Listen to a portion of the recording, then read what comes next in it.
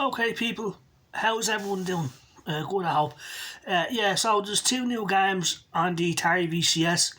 Um, uh, Alpha Fighter 2600 and Stage Fiend 2600, right? Both for the AtariVCS. And they're Atari 2600 style games with graphics like now. Alpha Fighter 2600 is a spaceship shooter, top down and you're flying upwards, if you know what I'm saying, and you just shoot everything you see. So it's an old school spaceship shoot 'em up, and it's only $3.99, and it's fun for what it is. You know what I'm saying? Now, and the other one, Stage Fiend 2600, that's free, and you can't argue with free, man. Right? That's a side-scrolling platforming game, and it's also a memory game because you're running along, the platform just disappears, and if you have like 3 lives, if you fall to your death 3 times, so you have to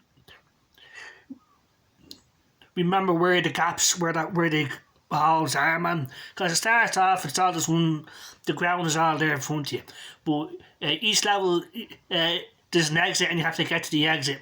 But there's these holes in the ground, and you have to remember where they are. So it's a good game for what it is. And there's 248 games now on the AtariVCS store, and there's more to come. And it's awesome that these awesome indie devs are still making games for the AtariVCS, and we're going to see more. That's awesome. You know what I'm saying? Kiki 2600, he's the one that did Stage Fiend 2600. And I can't remember the name of the other indie dev that did Alpha Fighter 2600, you know. But awesome stuff, people, and we will see more games on the AtariVCS. So it's not finished and it's not dead. So, but there are people out there that think it is, but it's not, man. You know what I'm saying? It's dead when there's nothing else getting released for it.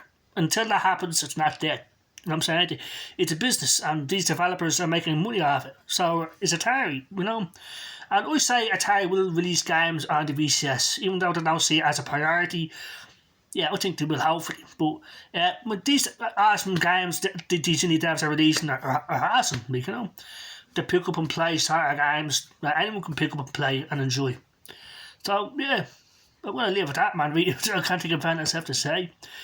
It's amazing, you know, the AtariVCS is still getting games for it, and, you know, it's going to get more games. It's not dead, it's not finished. So, but some people think it is. I don't know why they think that is. So I'm saying, just because Atari don't see it as a priority anymore, you know, it's still there, it still exists, man.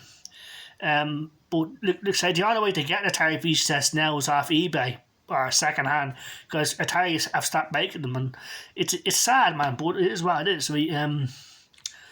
But you know, so don't. And the AtariVCS, you can emulate pretty much any game you want, man, from any system through various methods, man. You know what I'm saying? Like Battle Server, you know, you can use PC mode. You can play any game you want, man. Now, of course, it depends how powerful your VCS is and the sort of games you want to play. You know what I'm saying? Like if you want to play top tier PC games, then yeah, you have to upgrade.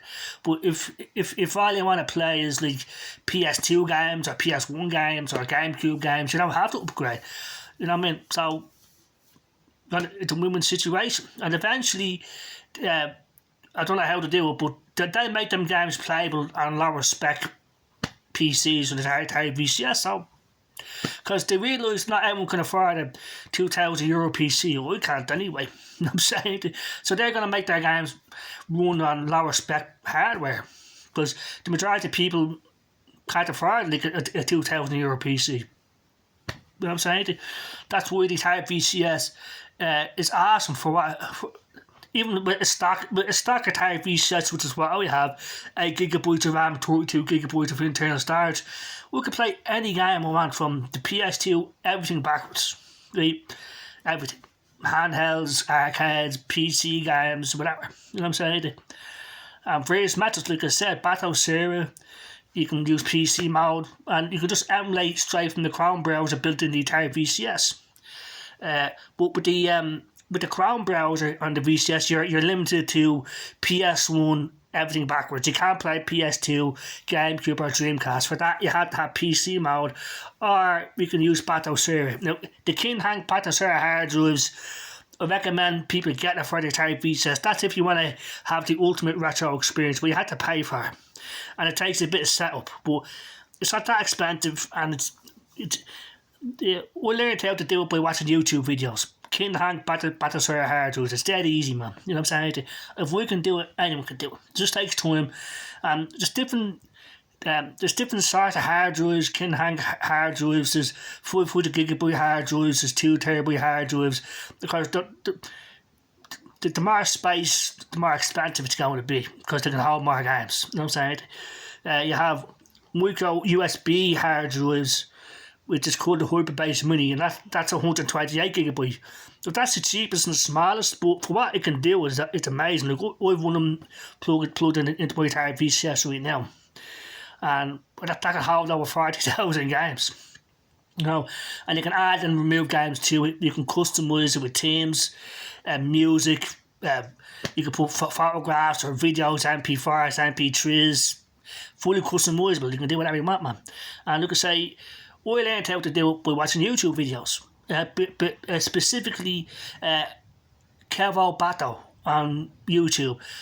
Just if you want to learn about how to use Battle Server, watch his videos. You know, because there's tons of stuff that the King Hang Battle Server hard drives can do, and it's awesome. And it keeps getting updates and stuff like this. So yeah, I mean, if you want the ultimate retro experience on your AtariVCS, get a King Hang Battle Server hard drive. You know, there's different versions. There's versions 33, 34, 35. Right now it's on version 43, which is not available yet to me, but it will be eventually. Now, the one we have is version 42, which is the latest that's available to me. And with that, PS4 is possible. But with 8 gigabytes of RAM, I can't run them. But if we had 32 gigabytes, people tell me, yeah, you can run PS4 games. But I don't feel the need to upgrade, because I don't want to risk damaging my AtariVCS. That's why I don't do it. You know what I'm saying? I'm happy with what I have. And if I want to play PS4 games, I'll just turn on my PS4. But eventually they'll make it so that PS4 games can run on a stack of AtariVCS. They always figure out a way to do it, man. Because they say that not everyone has the skills to open up their AtariVCS, pay for the parts, and then after that you mess it up. You know what I'm saying? When you have to know what you're doing if you are going to upgrade the AtariVCS. You have to have the right tools. You have to know how to open computers up and put the parts. I don't know how to do that, and I don't want to risk damaging it. You know what I'm saying? That's why I don't upgrade. But I'm not at a loss. You know what I'm saying? That's how I feel about it. Some people tell me that I'm not taking full advantage of my AtariVCS by not upgrading, but I'm happy enough with what I have. When I tell these people I don't want to damage my AtariVCS, because I've seen people try to do it and they fuck it up. And once you do that, Atari won't reimburse you. That's all I knew, you know. That's the thing about it. Like, Atari won't stop you or anything like this, and they'll even give you instructions on how to do it. But if you mess it up, it's on you. You know what I'm saying? And like I say, it's hard to get AtariVCS now because Atari stopped making them. So the only way to get them is off eBay or second hand. And as time goes by, they get rarer and rarer, and the price goes up and up. So if you have AtariVCS, just look after it. You know what I'm saying? You know what I mean? Which is a shame, because Atari stopped making them because they don't see it as a priority. Which is just a shame. You know what I'm saying? But who knows, might change their minds, you know, but I doubt it. Right? Because right now they're killing it with the Atari 2600 plus, the 7800 plus, the Game Station Go, all these other consoles that are doing very well for them. So they feel the need, yeah, that's the best. And I don't. Now, we've got the Atari 2600 plus Pac-Man edition, if you can see it. So, you know, it's awesome. You know what I'm saying? It really is. The Atari 2600 plus Pac-Man edition, you know, looks just like Pac-Man with the ghosts and everything else. And that can play my original 2600 cartridges and 7800 cartridges, and the new Atari 2600 plus games, 7800 plus games as well. So that's it, man.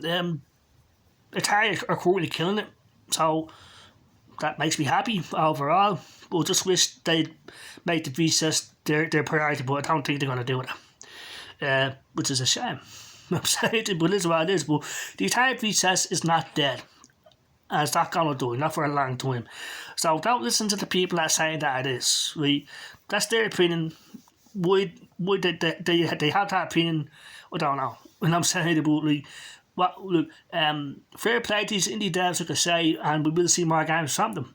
It's a business, and they're making fans happy. They're making me happy, and it's showing everyone that the Wii says it's not dead. You know what I'm saying? It's only dead when no more games are getting made for it. And I'm saying that's when, in my opinion, it's dead. But nothing lasts forever. I understand that the AtariVCS will eventually stop getting support, but I hope that doesn't happen, and it probably won't happen either. Because the original Atari 2600 is still getting games made for it. I'm saying it's nothing dead. It's never dead, you know. But some people think it is. Why? I don't know. I'm saying like the Atari Jaguar, the Master System, the Lynx, all these systems, a lot of people think they're dead, but fans still make games for them. You know what I mean? So these things continue on because they have a fan base, even though they're not in the spotlight anymore, or they were deemed failures. You know what I'm saying? It is what it is. I'm saying everything has a fan base, even things I don't like. I'm saying that's the way it is. Anyway, I'm sure everyone knows this, man.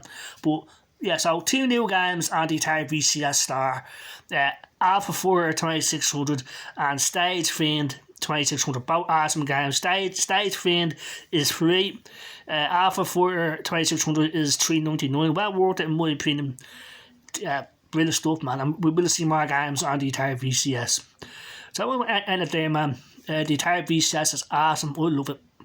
And I can play any game I want, man. Even Xbox Game Pass games I can play in it. Like Call of Duty Black Ops 7, Forza Horizon 5. No problem. You know, and people say to me, well, I don't need the VCS to do that, but it's awesome that I can do it.